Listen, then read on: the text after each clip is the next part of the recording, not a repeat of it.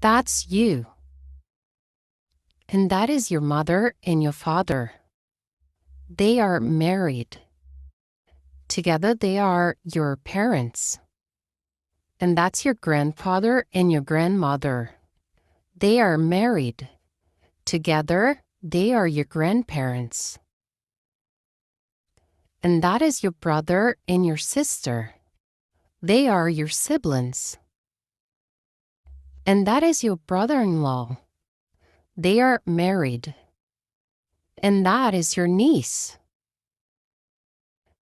That is your sister-in-law. They are married.